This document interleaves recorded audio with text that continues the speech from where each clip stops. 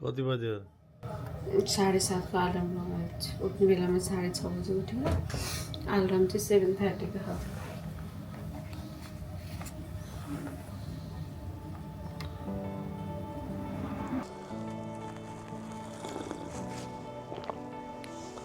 हिजो चाहिँ हामी दार्जिलिङबाट सिधै इटहरी आएर बस्यौँ अब ड्राइभ लामै थियो अनि बेलुका लगभग हामी 10 बजेतिर यो होटलमा आइपुगेका थियौँ अनि खानाहरू पनि अब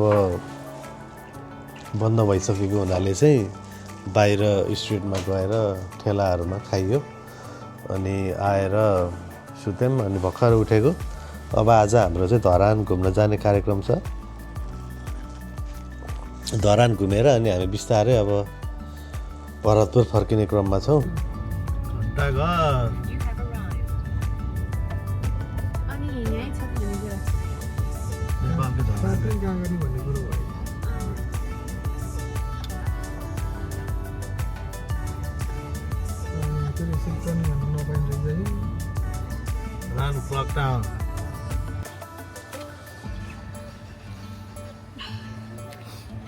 धरान आएर बुढा लाग्छ अवस्था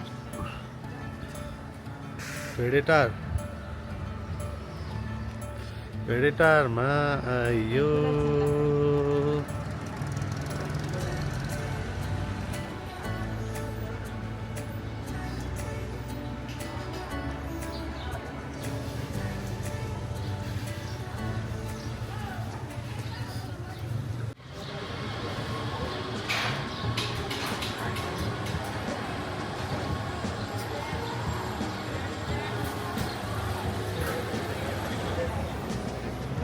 भेडेटारको कफी पुलिस दाइ आएको कि के भन्न लाग्यो कि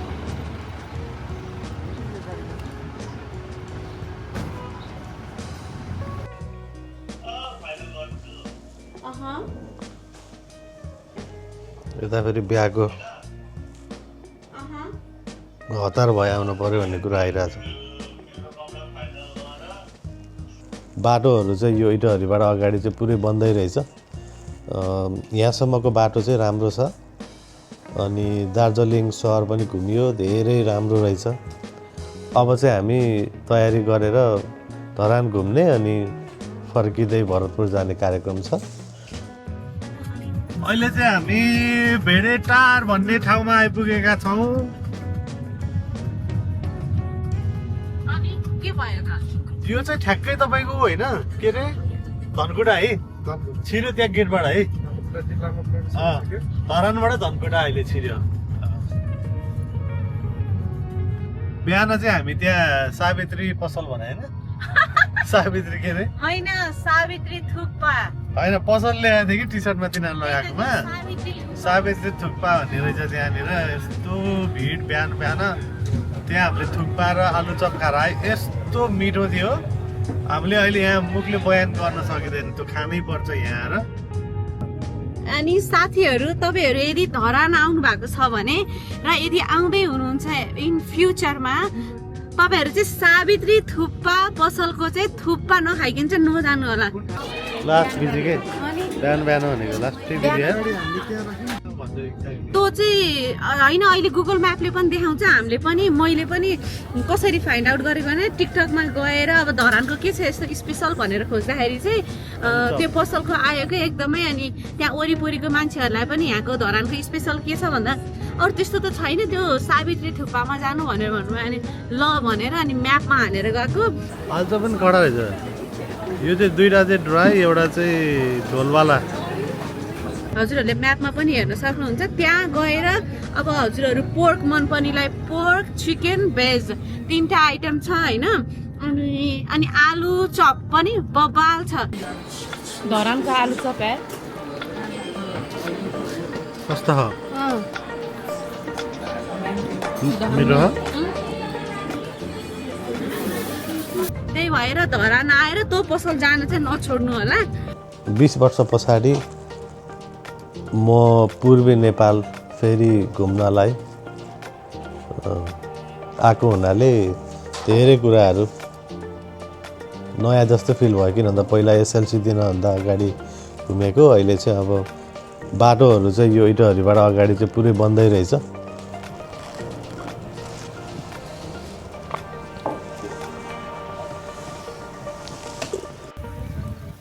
ओके, त्यहाँबाट चाहिँ देख्छ होला। यहाँ रहेछ नि त है।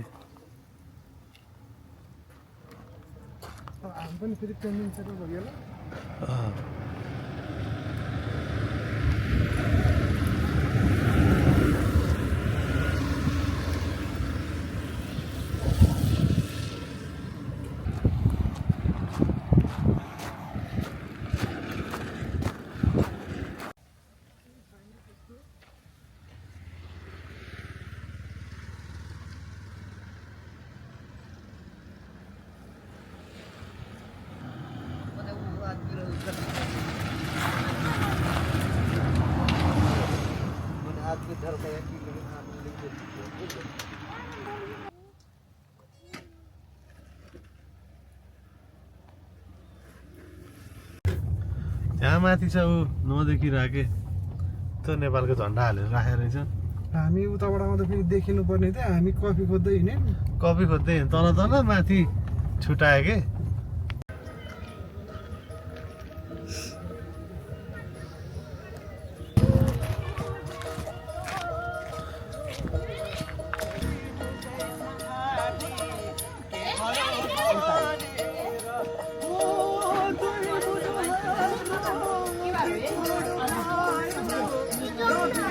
एकजनाको 500 हो।